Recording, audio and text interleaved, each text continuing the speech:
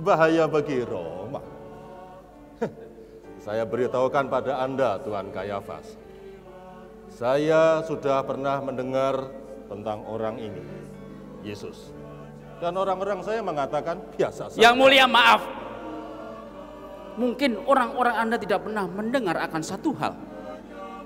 Bahwa Yesus ini mengatasnamakan diri adalah seorang raja. Raja orang Yahudi. Raja? Benar, yang mulia.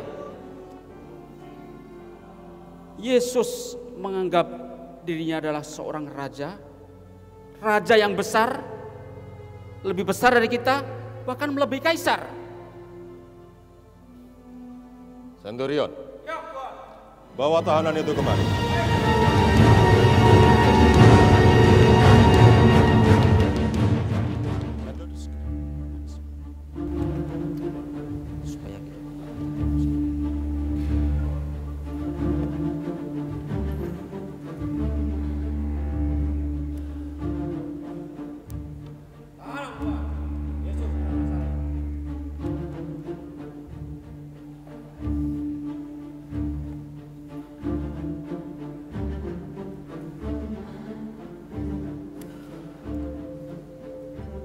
Oh, Yesus, Yesus.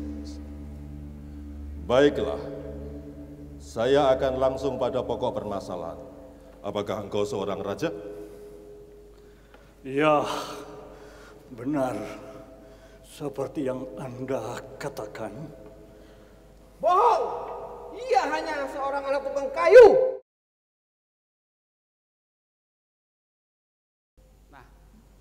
Dia sudah tidak bisa lagi mengelakkan tuduhan tersebut, yang mulia. Karena dia telah berhasil menghasut rakyat dan menganggap dirinya seorang raja.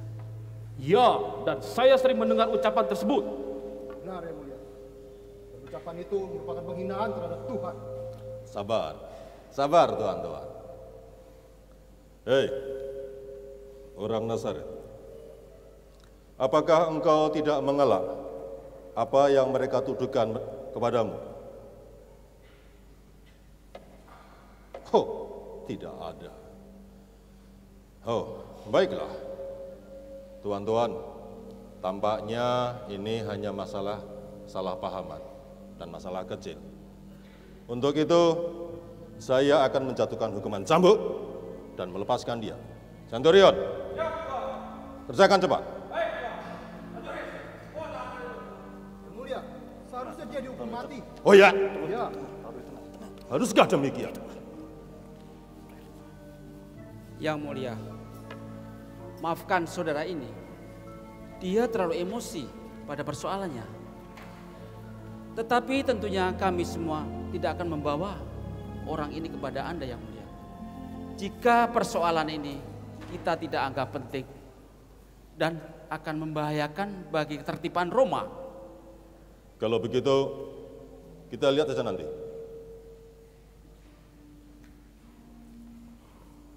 Prajurit, siap. 1, 2, 3. Oh!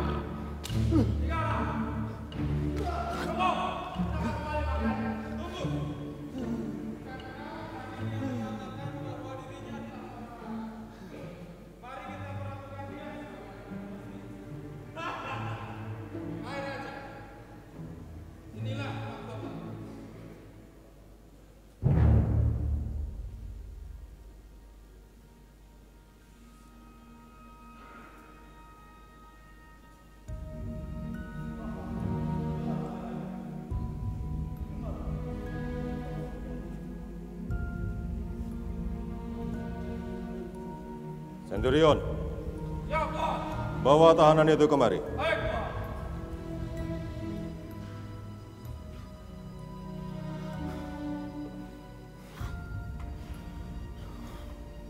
Nah, sekarang mesti dengarkan aku. Apa yang harus kita lakukan? Saya berharap kalian semua berada di luar sana. Bersiaplah untuk menyelinap dan membujuk rakyat.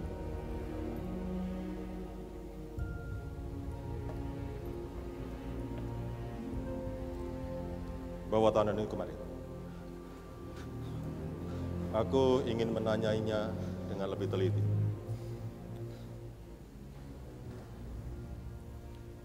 Aku tanyakan sekali lagi kepadamu, apakah engkau seorang raja?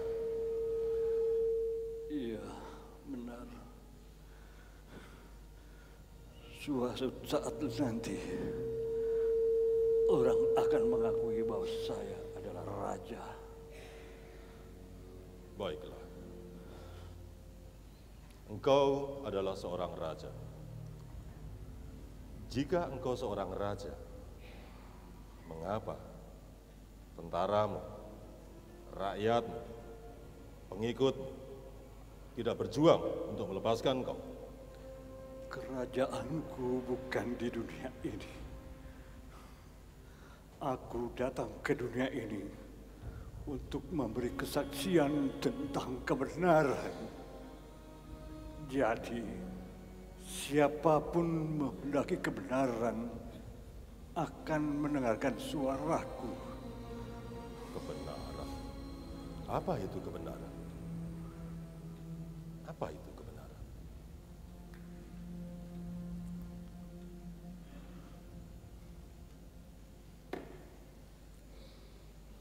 Baiklah. Tentu engkau tahu bahwa aku mempunyai kuasa untuk melepaskan engkau atau menghukum engkau. Kau tak punya kuasa apapun terhadapku. Jika kau tidak terima kuasa itu dari Bapakku di surga.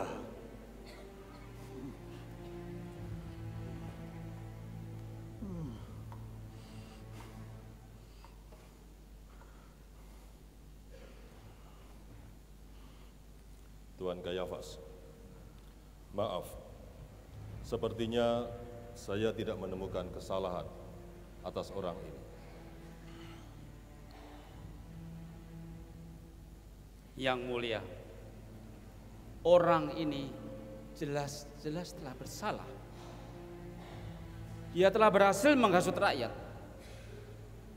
Dia menganggap dirinya adalah raja seperti Allah. Sudah layaknya dan pantas untuk dihukum mati sesuai dengan hukum Musa, yang mulia. Yang mulia, saya ingatkan kepada Anda sekali lagi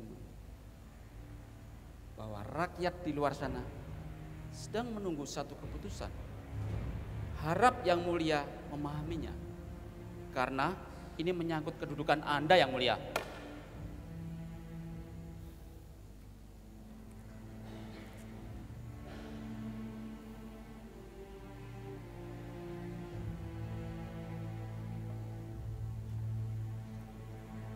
Baiklah, mari kita keluar dan kita tanyakan apa maunya rakyat. Centurion, Siap, Tuan. bawa tahanan itu keluar. Baik, Tuan. Bawa tahanan itu.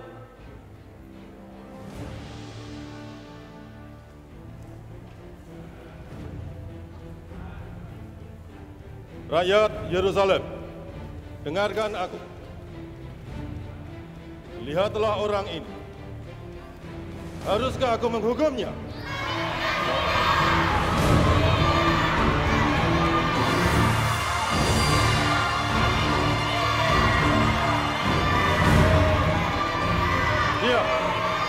Diam. Kesalahan apa yang telah ia perbuat?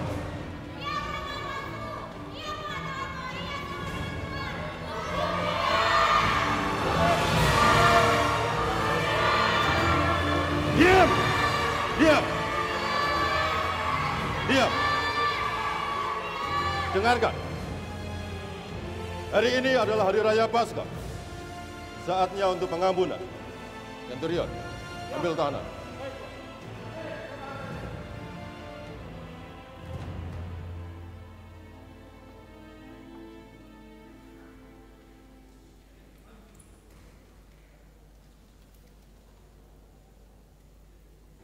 Menurut kebiasaan, aku harus melepaskan satu orang tahanan. Sekarang di hadapan kalian ada dua orang tahanan. Yesus dari Nazaret, Barabas, seorang pembunuh.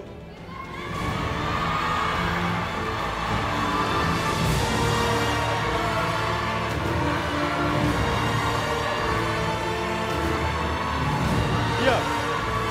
Dan Yesus, hukuman apa yang harus aku berikan pada dia?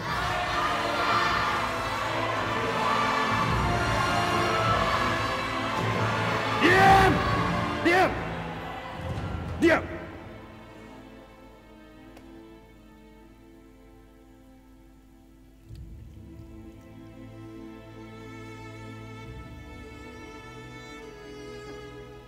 Baiklah. Lakukan apa yang kalian minta. Sudah bosan, muak dengan urusan ini.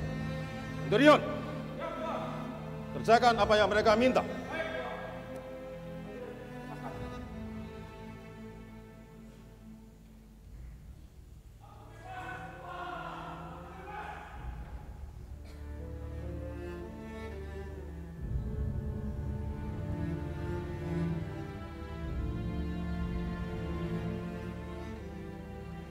Akhirnya, Pilatus menyerahkan Yesus untuk disalibkan. Kini lihatlah betapa tubuh yang luka ini, yang memar penuh darah, harus membungkuk, menekuk lututnya, untuk kemudian memanggul kayu salib yang berat, yang dibuat dari kayu kasar, ditindihkan ke atas pundaknya.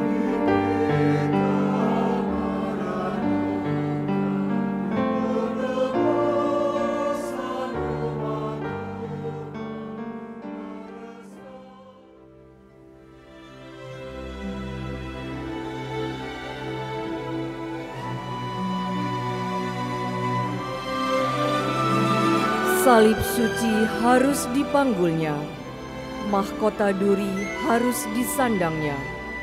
Dengan penuh kerelaan, Yesus menerimanya. Yesus tahu, melalui jalan salibnya, kuasa Bapa dilaksanakan, yakni kuasa yang menyelamatkan bangsa manusia. Itulah sebabnya, mengapa ia diam dan berteguh hati, dibebani salib yang berat. Betapa kita kerap kali tidak senang dan mengeluh bila ada salib kecil menimpa kita. Penyakit, kegagalan, salah paham, kekecewaan, dan lainnya. Sungguh baiklah kalau kita mengulurkan tangan dan memanggul salib kita bersama Sang Juru Selamat. Maka salib itu akan membawa keselamatan bagi kita dan bagi orang lain.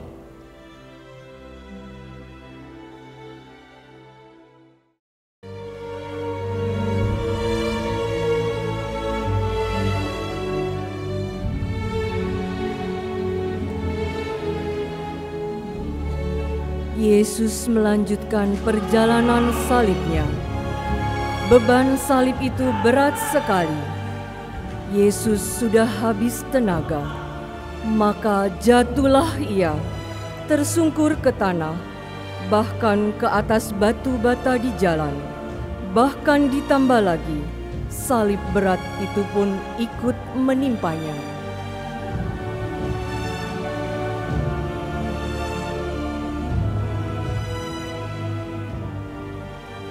Lalu ia berdiri lagi perlahan dengan beban salib besar.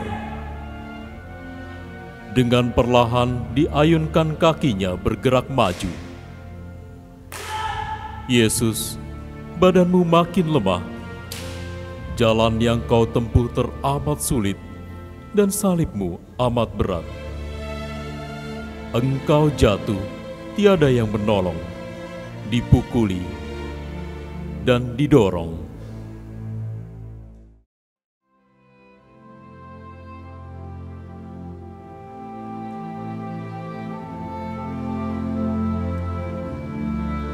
Bunda Maria datang mengikuti jalan salib putranya.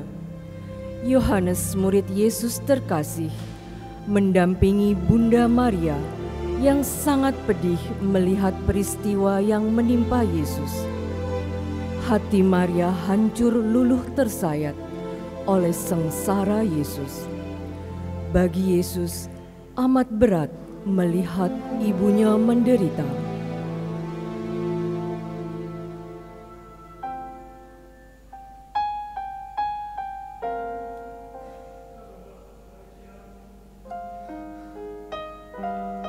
Sebarkanlah apa yang kukatakan.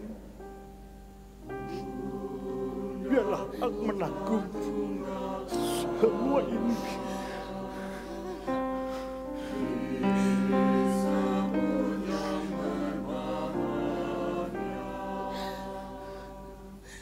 Yohanes, jagalah ibu.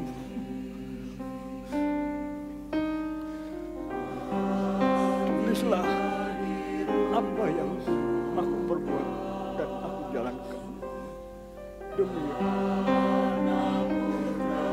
dunia ini.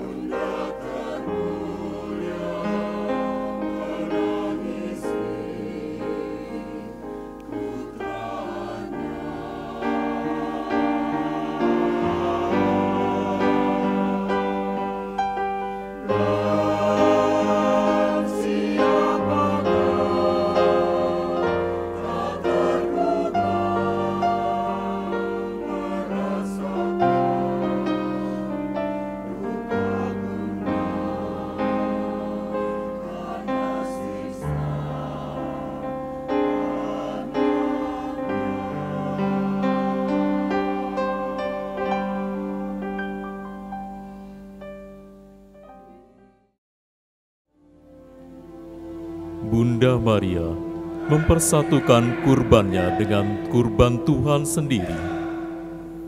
Bunda Maria akan memperlihatkan derita kita juga dan akan mengantar kita kepada Juru Selamat, Putranya.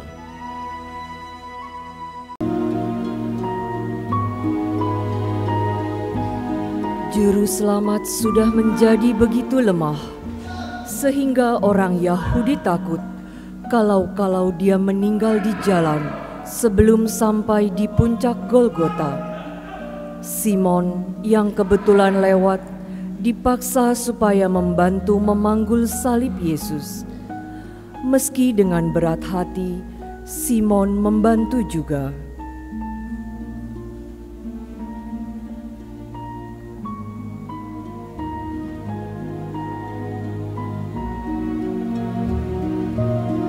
Betapa sedih perasaan Yesus karena bantuan paksaan itu.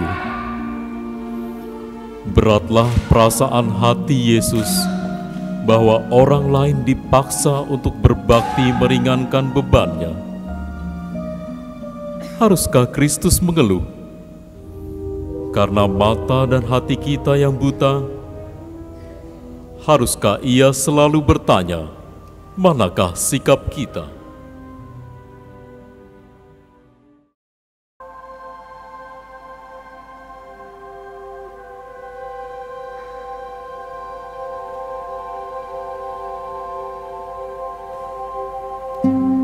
Wajah Yesus penuh keringat dan darah. Veronika, menghaturkan kepada Yesus simpati dan bantuannya. Dia mengusap wajah Yesus, dan sebagai jawaban simpati itu, wajah Yesus terlukis di dalam sapu tangannya.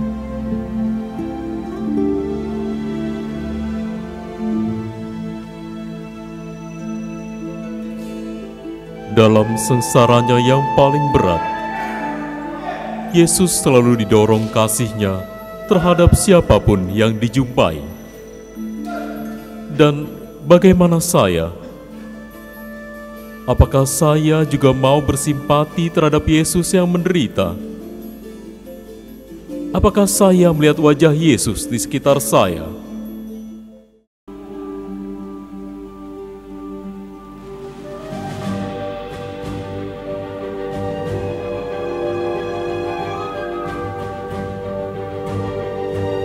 Salib sungguh berat, sementara Yesus semakin letih kehabisan tenaga, peluh dan darah banyak keluar, maka jatuhlah ia tersungkur kedua kalinya.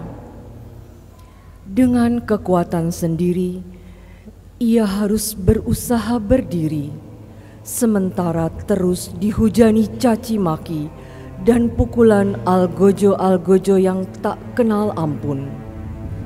Ia yang pernah dielu-elukan, ia yang pernah disambut sebagai putra Daud, ia yang selalu berbuat kebaikan yang asih dan cinta kepada semua orang, kini menelusuri lorong-lorong berdebu, jalan-jalan yang sempit menuju Golgota.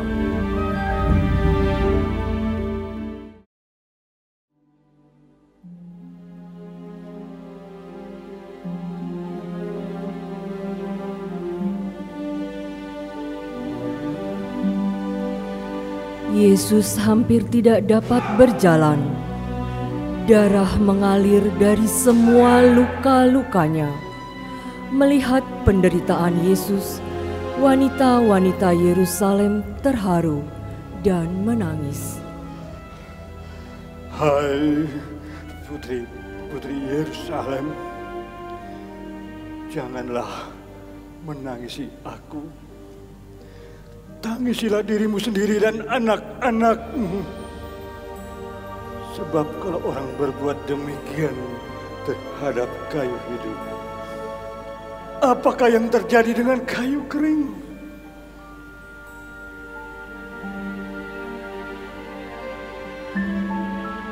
Dalam sengsara yang berat pun, ia masih sempat mengingatkan bangsanya. Di sini Yesus menunjukkan kepada kita semua betapa Dia memperhatikan kebahagiaan dan keselamatan orang lain.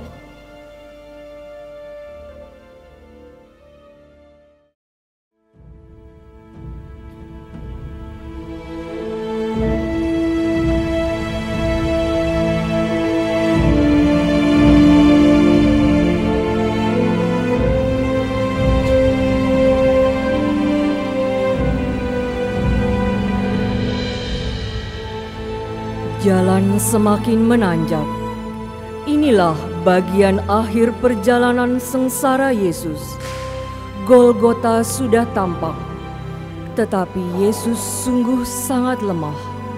Dia jatuh. Yesus sendirian, tak ada yang membela, sunyi, sepi. Bunda Maria, Yohanes, Veronika, Maria Magdalena, dan wanita-wanita lain tidak dapat berbuat apa-apa. Yesus sebatang kara menanggung segala dosa kita.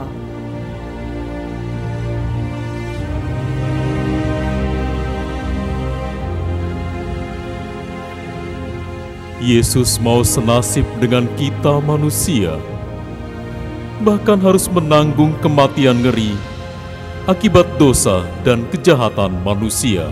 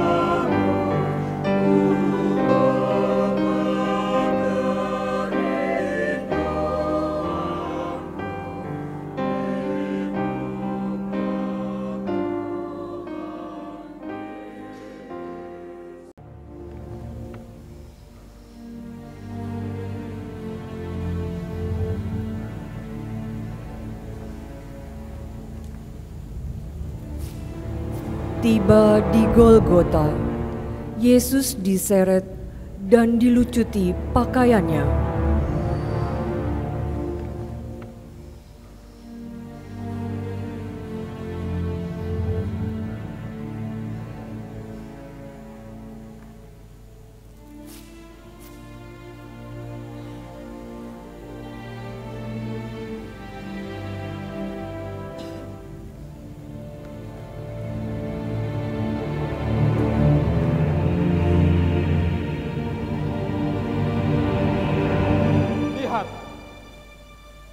Lihatlah jubah ini.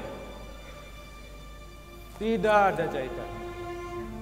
Marilah kita buang undi untuk menentukan siapa yang berhak mendapatkan jubah ini.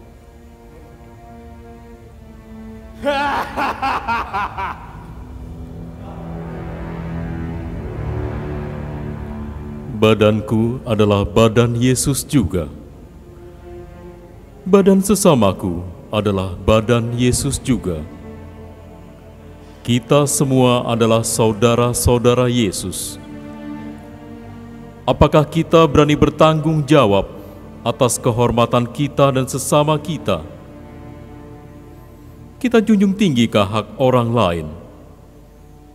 Ataukah malah mempermainkan, membuat malu, memandang rendah, hina dan kotor, sampai orang lain kehilangan harga diri? Apakah saya menanggalkan, merampas, dan menodai anak-anak Allah?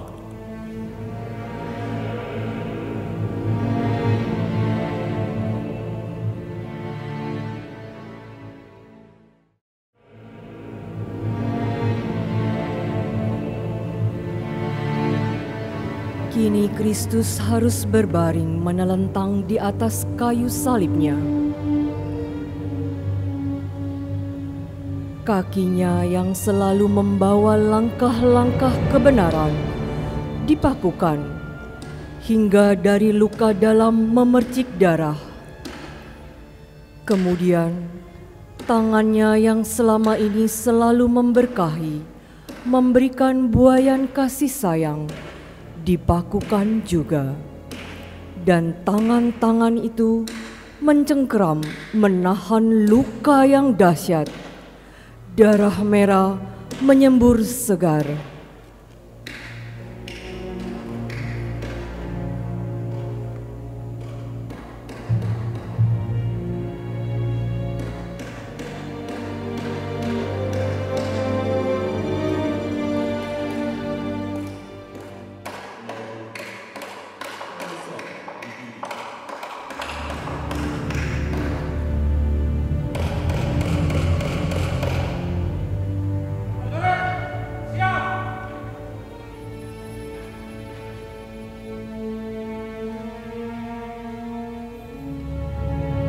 Lalu kayu salib didirikan.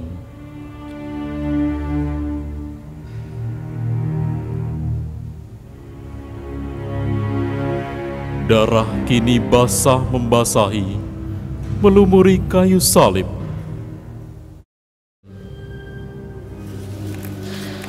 Bapa,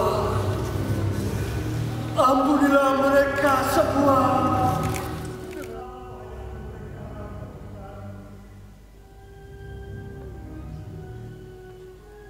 Hei, engkau yang mau merubuhkan bait suci dan membangunnya kembali dalam 3 hari, selamatkanlah dirimu.